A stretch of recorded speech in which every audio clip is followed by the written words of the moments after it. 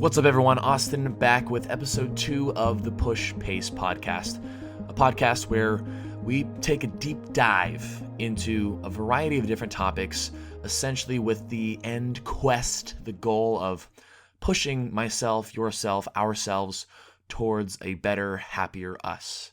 And for episode 2, today we're going to be talking about to me, what is a very, very important and passionate subject that I think that as whether you're a beginner into your own fitness journey or you're someone who's been in the fitness journey for a while, I think everyone is going to benefit from talking about this. And this week's topic is going to be about how we can overcome fear, anxiety, judgment, and insecurity that happens during our fitness journey, and especially when you first start off on your fitness journey.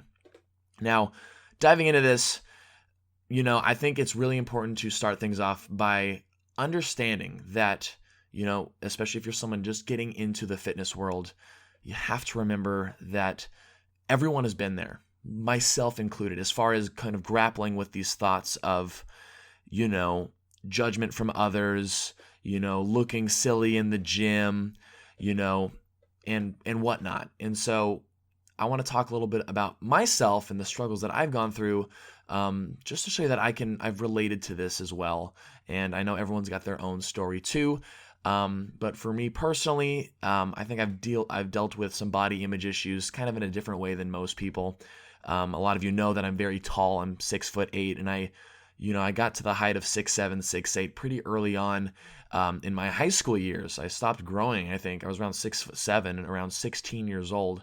Topped off about an extra inch the following years after that. But I've struggled a lot in my life with sort of having this very, very tall, skinny body. Skinny being sort of the word that many people would use to describe me. Skinny, lanky, uncoordinated, and that's just how I ended up associating myself as. I accepted what other people thought of me like that as what I was. And so stepping into the world of fitness, which, I did a couple home workout programs, a couple rounds of that in high school with my dad, but never really fully committed to my fitness until I entered into college. I dabbled in basketball in high school, and again, being called skinny and uncoordinated and lanky, things like that. That was sort of always been my insecurity. And now, even years later, since college, since rowing, as far as focusing on strength building and fitness building, I still constantly grapple with this idea that I am too skinny still, or that I am appearing as this skinny, weak guy. It's sort of just the mental masculinity thing, I guess, just because of these ideas of masculinity that we have in our society today, sort of the stereotypical stuff. It's easy to let that sort of get in your head and make you feel like you're not quite good enough. And even when it comes to when I first started doing exercises like squats and deadlifts and chest press and stuff, those thoughts of oh, I look so stupid because I just have these skinny arms and these long limbs and I don't know what I'm doing. That's just something that we all deal with. And it's only now that I've this last probably year or so that I've really come to the point where I've begun to really accept who I am and become very comfortable in my own skin. And I think that's just a process that we all go through at our own pace and at our own times. And so anyway, I just thought I'd share a little bit about myself, letting you know that that's something that I still deal with on a very regular basis. And I'm not afraid to talk about that. And honestly, I think we should be more open about talking about those things. And that's why we're going to dive into this a little bit more today and talk about steps of how we can overcome, again, that fear, that anxiety, that insecurity, and judgment from others that we get throughout our fitness journey. What we can do to address the situation and set ourselves up for success in our own fitness journeys. So thinking about this, when I kind of took a few moments to sit down and really think about, okay, what causes these feelings? What causes this crippling, I just don't think I'm good enough, I don't think I can do this. What causes that? And I think it really comes down to three sort of core things. The first thing being a fear of failure, this idea that we're all scared to fail, because why would you like to fail when it's fun to succeed instead? Fear of failure is number one. Number two is caring about what other people think, thinking about other people's judgment on us as being important to us for some weird reason, myself included. I felt that. And then the third thing being patience, or I guess the lack thereof of patience. So let's dive into each of these individually here, each of these three sort of cores that lead to these issues that we find when we first start our fitness journey. So the first one, fear of failure. I think I said it a little bit, like, it's not fun to fail, especially, I think it kind of ties in a little bit more. It ties in a little bit with judgment of others, because if we fail at something, whether you look at the perspective from mom or dad or your friends, or even for yourself, like you think like, oh, I'm going to try to do this thing, and then it didn't work out. And then that being a bad thing, and that being demoralizing. But I think, as we try more things in life, and as we really pursue what we think is right for us, this idea of like failures is sort of inevitable, but it doesn't have to be like a negative thing. And this is going to tie in a little bit more to the last 2 points. So I'm just going to stick fear of failure sort of where it is right now, and just sort of bring up the point that we can't be so afraid of failure that it cripples us from starting what needs to be done to make us better. So carrying into the second core of this here, caring about what other people think. Isn't it crazy?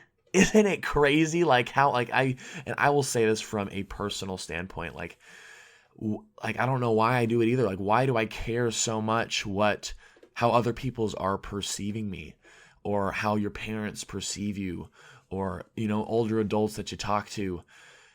I don't know what it is.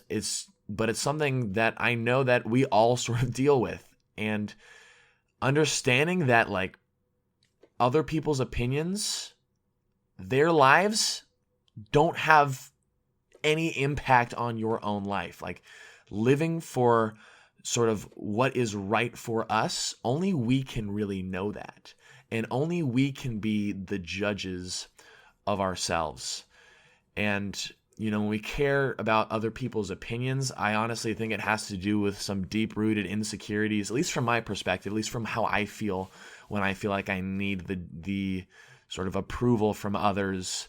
I think I struggled a lot with that in my earlier years. I was in a pretty long-term relationship for many, many years, got engaged and things like that, and bought a house, and was doing all of these things that, I was really trying to seek that approval from others, not really realizing that it wasn't where I needed to be at the moment. And when it comes to our own fitness journeys, this fear of what other people might think, let's say in like a fitness setting, like in a fitness class, you might be thinking that someone is like caring about the weights that you choose, or, if you grab the lighter pair of dumbbells compared to the person next to you that has the heavier pair, like for some reason, like somehow that makes you inadequate or not good enough. It's really, really interesting, and can be a very, very crippling thing. The last thing is patience, and our lack of patience. And I said this in the last podcast too, and I know I'm just so young that I think a lot of people still don't really believe me, or like think I have the merit to say things like this. But to think about how long our individual journeys are, of course, accidents happen. Hopefully nothing bad happens to any of us. Like all of a sudden, we hope we don't die the next day or the next week or anything. For the most part, statistically speaking, like we all have so much time, it's unreal. It's unreal if you're 60 years old in this day and age, and you've got minimum 25 years most likely left. That's just so much time to think about. And that's only if you're 60 years old. This isn't, think about if you're a 20-year-old, a 30-year-old, 40-year-old, 50-year-old, you might be in your teens listening to this. I don't know. Like, it's just so much time to figure things out. We look for results so fast. We feel like if we're not getting results instantly, that somehow we're failing. Somehow it kind of ties back to the first thing of fear of failure. We're not seeing the weight lose. We're not seeing ourselves lose the weight right away. We're not seeing the musculature we want to see right away. And I want to ask you something. I want you to think about this. I want you to think about how long it took you to get to the point in your life when you decided you needed to make the change to better your fitness and better your health. You know, were you 33 years old when you first decided, okay, I need to hit the gym, I need to get healthy? Think of all of the years that it took to get your body to where it was to get to the point where you knew you needed to make a change.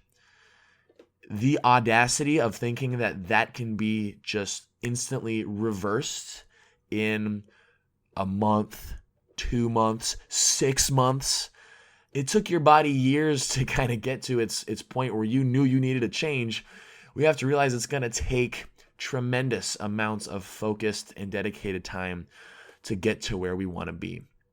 But that's a good thing because we all have a lot of life to go. And so addressing these three cores of things that are holding us back. Number one, I think the first thing you should do is surround yourself with positivity and banish negativity out of your life. And we get negativity coming at us from all different angles, from all different sources, and this is touchy subject, but like you might be getting negativity from your spouse or the people that you live with or your parents, people telling you can't or that you're not going to follow through. That needs to stop because negative thoughts creep in so easily and they stick. They stick like the stickiest freaking glue ever. And it can get you so stuck in your head, it cripples you from doing what needs to be done. Like it will halt you completely. You need to start getting those negative things out of your life. And whether that's kind of pulling out the negativity one little chunk at a time, filling in that negativity with positive influence. And luckily in this day and age, with the abundance of content and value that we can find on different platforms on the internet, whether you're just seeking like a motivational quote or someone to listen to, like maybe this podcast or someone that's more motivational, or or at your gym, making friends with people that are at the gym in your fitness class with you, just talking with the front desk staff at your studio or something, things like that. Like there's so many options to fill in the negativity gaps that we are starting to kind of pluck out of ourselves, that we need to pluck out of ourselves. There's so much availability for positivity, and that positivity will only foster your growth and keep you on track towards reaching the goals that you want to reach. But we got to get negativity out of our life because it is so easy for negativity to stick, and we don't want that to stick because that is one of the biggest things that will hold you back. So these are some really important considerations to think about, to take a really deep, hard look at your support system, because a positive support system is absolutely necessary.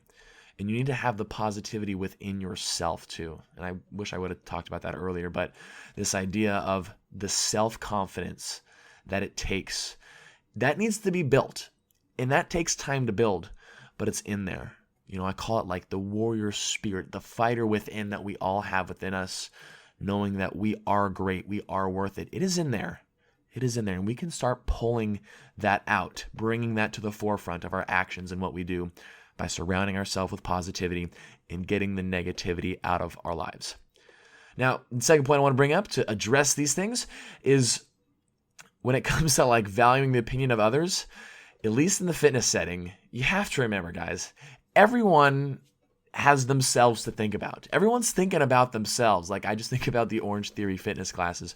You might think, I look like I don't know how to do these exercises and everyone around me does. No one's watching you. No one's watching you. No one cares. Everyone's in there doing their own thing. I promise.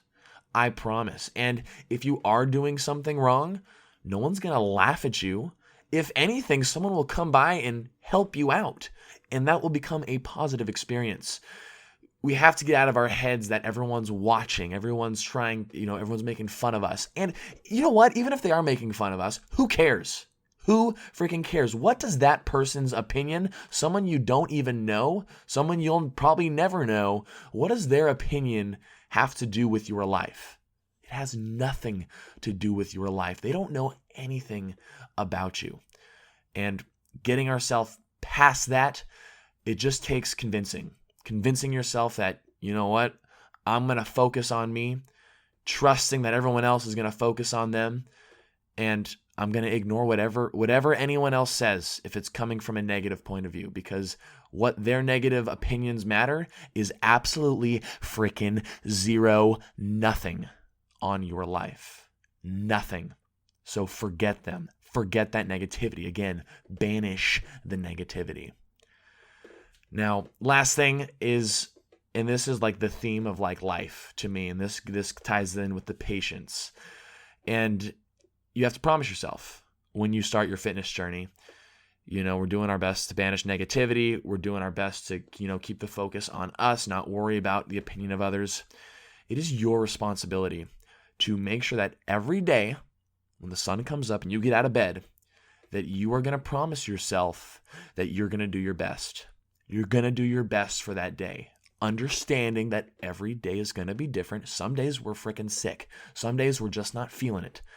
But to be mindful of the moment, knowing that you are going to do what you can to make the best of each scenario, the best you can to make it to your workout, limit the excuses, do what needs to be done. That is your responsibility, because we can no longer play the victim of our scenarios when in reality, we are in control of how we think, of how we feel, and how we react to everything around us. So you're in charge. It is your responsibility. Every day you are waking up, doing your best to move you forward in baby little steps.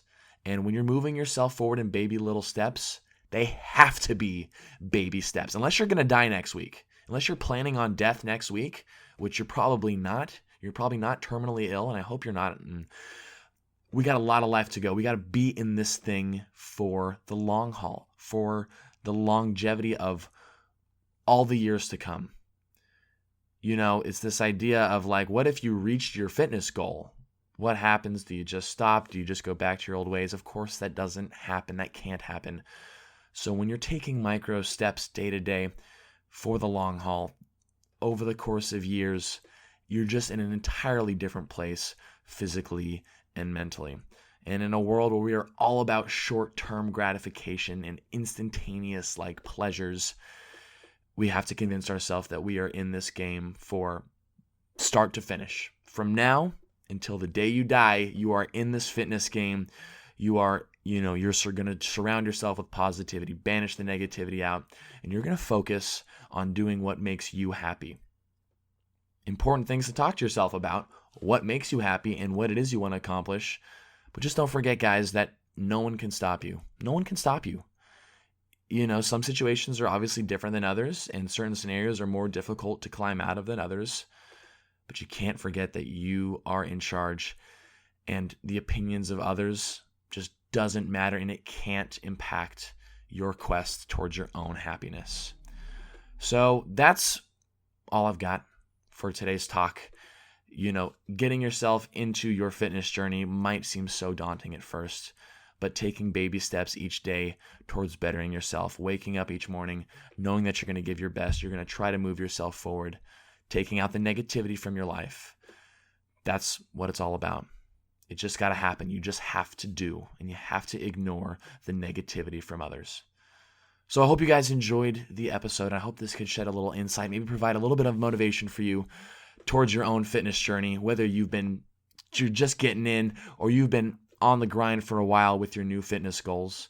And I know I didn't really talk about those that are still like sort of in the middle of their own journey, but all the same concepts still apply. You keep doing your thing. If you've been seeing results, you keep at it and don't let anyone slow you down.